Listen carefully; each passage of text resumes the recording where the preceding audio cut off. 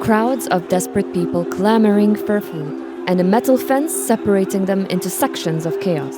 Those were the scenes this week after the controversial US-Israeli Gaza Humanitarian Foundation began its work by distributing parcels of food to hungry, deprived people.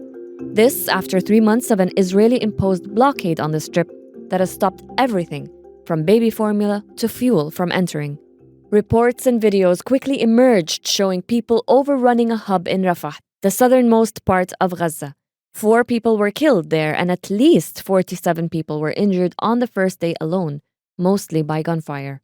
The Israeli army said it had fired warning shots in the area outside the compound. But it was a difficult sight to witness, and is exactly what the UN and other groups warned would happen. The UN said it was heartbreaking and called the program a distraction from the need to open borders and allow aid in unobstructed. The foundation has been criticized for, quote, weaponizing aid and sidelining the UN and humanitarian organizations that have been working in Gaza for years. While there's a lot that remains unknown about the nature of the GHF, it's operating through an American security company. But without transparency, enough time, or experience, critics are concerned that the organization may discriminate against who it decides deserves the aid. This, they say, is one of the many ways that the organization violates the basic humanitarian principles. But for parents who are desperate to feed their starving children, to save them from the brink of famine and even death, will this be their only choice? This is Beyond the Headlines, and I'm your host, Nada Al-Tahir. In this episode, we question the motive, the efficacy, and the ethics behind this new aid system, and we ask, how can a party to the conflict that has been accused of using starvation as a weapon be trusted with aid distribution?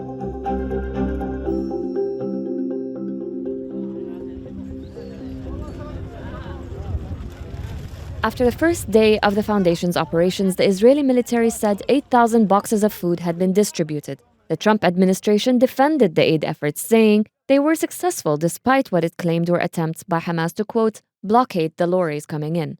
The main justification for establishing the organization in the first place is because of Israeli claims that Hamas is looting the aid. But the head of the UN World Food Programme had recently refuted these allegations in an interview with CBS News. Still, there have been instances of aid theft at various points throughout the war. I spoke to Tamara Al-Rifa'i, UNRWA's communications director, and asked her to explain what's happening on the ground. From a humanitarian perspective, and having worked on many conflicts around the world, the attempt by desperate, hungry, traumatized people who have been deprived of every drop of aid over almost 2 weeks, the attempt to access food should not come as a surprise. So rather than focus on looting as a criminal act, we focus on looting out of despair, looting out of hunger, attempting to get one's hand on a handful of wheat flour to bake bread. And here I can't help but remember, during COVID, we saw so many images of ransacking supermarkets and shelves in the most sophisticated, affluent cities around the world. It is the same feeling, a feeling of despair, a feeling of fear of not being able to access food. Do you know who's carrying out these acts of looting? It is very difficult to pinpoint to individuals, even though we see them on social media. This phenomenon is not new. The phenomenon of individuals or people helping themselves. And again, the term individual is very important because it's individual helping themselves into individual portions that they take back to their family. This is not to erase or belittle the fact that looting is looting, but it's putting it in a context of 2.2 million people being bombed for the last 19 months, being completely deprived of food for the last 12 weeks, and mostly being used as a pawn in this conflict where aid has become one of the tactics of war. With the issue of looting still being cited as a security concern, what does this mean for UNRWA's ability to work in Gaza? And is it the only security concern that humanitarian workers are worried about? As the leading UN agency in Gaza, the most important thing for UNRWA right now is to open the crossings and bring aid in. As we speak, there are 9,000 trucks worth of goods that are ready to go in the minute the crossings are open. This means that food, tents, medicines, purificators for water, hygiene items, especially for women, all of these supplies are sitting in warehouses in Egypt and Jordan, and they can be uploaded on trucks right now. Of course, there's a security concern. And the security concern is not just the looting, it is the security of these very trucks, these humanitarian convoys going into the Gaza Strip during bombing campaigns that haven't stopped, on unsafe roads with unexploded ordinances, knowing that from UNRWA alone, 310 staff members have already been killed during this war. Before the foundation began its operations this week, a small number of aid trucks were allowed in, about 115 or so over the span of a couple of days. And this was a drop in the bucket, right? When you consider that 600 trucks a day were entering before October 7 into Gaza. So the needs are already clearly there. Why do you think that the Gaza Humanitarian Foundation is not the answer? What's the difference between their aid system and the UN one already in place? The UN has systems that it applies everywhere in a conflict area. And these systems rely on a long-standing UN expertise of providing urgent humanitarian assistance, and that includes food and medical services and tents and even psychosocial support to people in conflict zones. So the UN, as the global multilateral humanitarian entity, knows what it's doing. What we saw in Gaza in the last few weeks is an attempt to replace that system by a totally previously unknown entity born specifically to provide assistance in Gaza. Why would there be an entity that is created and promoted by one party to this conflict, the government of Israel, to respond to an extremely complex humanitarian situation where only a few weeks ago, during the ceasefire, it was clear that the UN system functioned? We have lists of what is the basic supplies for a family. And that ranges from wheat flour to make food, canned foods, fresh food whenever possible, hygienic items, whether it's for the family or for women, tents, blankets, clothes, but also fuel, water purification tablets, medical supplies for the primary health centers and for the hospitals. This did work during the ceasefire, as imperfect as it was. UNRWA alone brought in the bulk of these supplies and distributed them with the World Food Program to almost the entirety of the Gazan population. What do we know about how this foundation is deciding how aid will be distributed and who will be, or who it deems to be, entitled to receive it? I myself would be extremely curious about how another entity born the day before yesterday is going to carry out business. From our side, we at the UN, at the highest level, the level of the UN Secretary General, we reject the imposition on the international aid system of an entity that no one knows anything about, and that, in our view, is seeking to entrench the control of the government of Israel over aid. People are supposed to go to very few distribution spots under the bombing, and they are going to be granted food on the basis of what seems to be whether they deserve it or not. For us, this is a discriminatory approach. It leaves behind everybody who cannot vote, these 3 or 4 or whatever number is of distribution places. For us, this is trying to create a system that seeks to replace a system that already works, that is internationally recognized, that has functioned in other locations and has functioned in Gaza. So we completely reject that new system. We are not going to be sidelined today by an obscure, previously unknown initiative that for us is neither independent, nor impartial, nor neutral. It is created by one party to the conflict. So if that is not a way to control who gets food and water, I don't know what is. The National has tried to reach the GHF for more information about how it's operating, but they so far have not responded to several emails. Some critics allege that the foundation may be using surveillance methods to block certain people from receiving aid, namely Hamas members. Sol Takahashi is an international human rights lawyer who used to work with the UN Human Rights Agency in Palestine. He says screening the population this way is problematic. First and foremost is this idea that the aid is being diverted to Hamas and Hamas is taking over the aid. There is zero evidence of that. And of course, how could there be? Because there isn't enough aid getting in, and there hasn't been for 19 months anyway.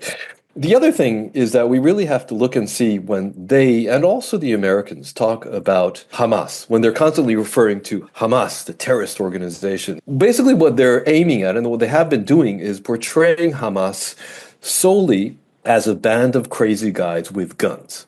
Hamas is the government in Gaza. It has been since it won the elections fair and square in 2006. It's a huge political party and a huge political movement.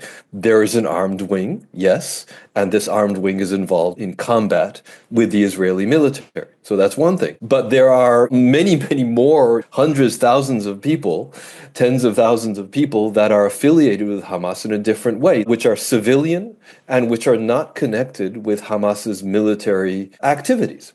So these are not combatants. Humanitarian aid, it has to be impartial and it has to be based on need. So what the Israelis have been saying in this new plan, they're openly saying that anybody affiliated with Hamas is not going to get any aid, first and foremost. So anybody affiliated with any way, their families are not going to get aid. They're not just talking about guys with guns. They are talking about everybody and anybody affiliated in any kind of way with the governing structure in Gaza. This is not humanitarian aid. This is just a method to further their political and military objectives. Sol, do you think that it's likely that the UN and other NGOs might decide to just go ahead with the plan anyway, in an attempt to say that they would rather see the implementation of some humanitarian principles rather than none at all, potentially? There is actually a history of this. It was after the 2014 military offensive in Gaza when the Israelis slaughtered, I can't remember how many people they slaughtered then, but it was a relatively big one.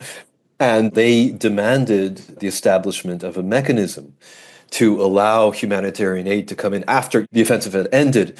They demanded this humanitarian mechanism, which they argued would allow adequate humanitarian aid, but would make sure that dual-use items did not go into the hands of Hamas.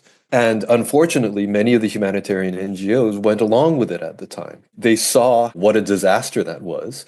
And so that fell apart very quickly, and I think they don't want to repeat that mistake, especially not after what's been going on for the past 19 months. After what's been going on, they realized that any kind of bending to the Israeli will on this kind of thing is just really bad news, and it's going to be very problematic. Israel, as the occupier, does have the responsibility to ensure Gaza gets its aid. But it's also a party to the conflict, which makes this a conflict of interest as far as I understand. Can you explain the difference of how Israel can be responsible but also criticized for what it's doing right now? Israel has the obligation because, lest we forget, Gaza remains occupied territory, and Israel does have the obligation to make sure humanitarian aid goes to people. But, that's a completely far cry from seeing Israeli troops escort aid convoys. This is clearly not a good idea. It's clearly not going to work. We've seen what happens. I mean, the Israelis, the instant they see Gazans, they shoot first and ask questions later.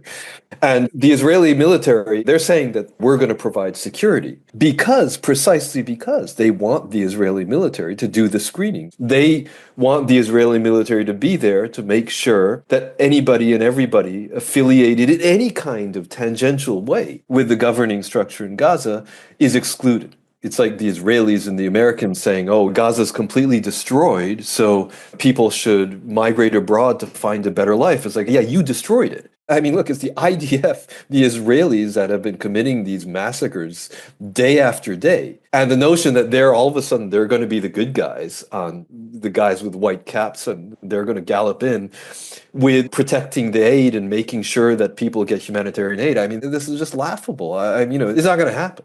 So even over something as basic as humanitarian assistance, there is a deadlock. What is the alternative? Look, the UN has these things. I mean, the UN and all these humanitarian agencies and humanitarian NGOs, they have these structures and they have these ways to make sure that armed combatants don't get aid. They've been doing this for decades, and they've been doing it from an impartial and neutral perspective, unlike the Israelis. So what should happen is the Israelis should stop one of their many countless war crimes and stop using starvation as a weapon of war, stop preventing the aid from going in, and let it free flowly, and let the humanitarians do their work.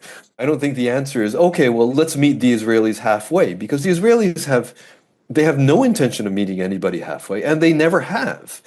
And now they are openly stating that they have no intention of meeting people halfway. The international community has to up the ante and take pressure on Israel to a completely new level. And I'm not talking the Americans and the Brits, because they were not on board with this until the very end. But the UN as a whole and the rest of the world has to hold Israel accountable and isolate it in the same way that they did with South Africa. That's the only way. South Africa was excluded from the UN General Assembly because of apartheid and because of its illegal occupation of another country. Now, if this sounds familiar, well, it should. So this is what's got to happen. And honestly, there's a very good chance that it will. All over the world, there have been strong sentiments we've been seeing from the West, with strong condemnations against Israel's use of force and prevention of aid. But what about inside Israel? To better understand the Israeli perspective on what's happening, I asked Knesset member Ofer Kasef about his impressions of the new US-Israeli aid system in Gaza. Well, the only thing that we know for sure is that we do not know anything for sure. And to be less poetic, I think that we do know for sure that vicious interests are involved, whether on part of the United States or especially on the part of the de facto that is responsible for the genocide, namely the government of Israel. Now, I have never been a follower of conspiracies, so I want to be very cautious. I do not want to say anything categorical because it's too early to know, but there are more than rumors that there are some economic interests of some ministers there which are involved, and it was raised in the plenary a couple of days ago at the Knesset. And Netanyahu, of course, because of his own interests of not getting behind bars as he should be. So those interests combined lead the government of Israel to do whatever possible to prevent the ending of this massacre, of the genocide, and to make the lives of the Palestinians more miserable. We've seen mounting international pressure on Israel to assume responsibility for feeding hungry Palestinians, some of whom have already died from hunger, as far as we know from medical sources on the ground. But Israeli politicians, some of them continue to deny that Palestinians are hungry, that starvation exists, despite numerous photos and footage of malnourished and hungry children that we've been seeing time and time again. Do these images reach the Israeli public? Do they know what's happening on the other side of the border? The answer is no, because the Israeli media as a whole, all television channels, most of the printed newspapers, apart from Haaretz, and nobody at all actually exposes what's going on in Gaza. You cannot find in the mainstream media even one photo. Another question is if people know. People do know, They know because many people do follow international media, even if sometimes they do not admit, and let alone the social network. So basically everybody knows. And the reaction, there are three different reactions. One reaction, which unfortunately is of the minority like myself, cry out loud against it. And as a member of the Knesset, as you probably know, I've been suspended from the Knesset for 6 months because I insisted in talking about it.